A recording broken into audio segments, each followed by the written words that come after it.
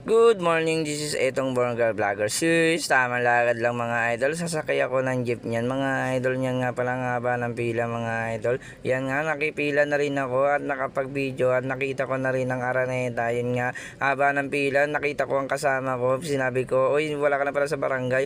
Yan nga pala, nakasakay na ako at nakababa na rin ako sa Starbucks Santa Mesa. Naglakad ako papunta dun sa SM Santa Mesa, patawid dun sa kabila. Kasi nga papunta nga akong trabaho. Yan nga mga idol, tamang chill-chill lang, tamang kwento lang, tamang dila lang, tamang gayos lang ng ipin, no? Di na mo kasi yung ipin ko, tabingi daw nga, di nga, apak, pakak.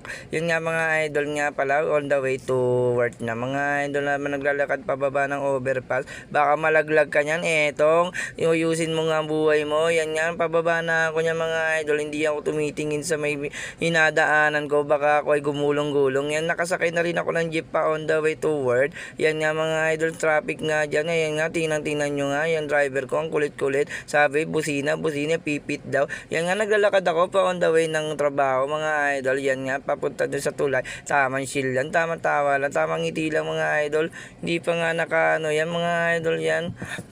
Paano mga idol, okay na mga idol, nakapagbaba na rin ako at pa on the way na rin ako ng trabaho. Yan nga mga idol, tingnan mo nga, chill tawa pangiti-ngiti lang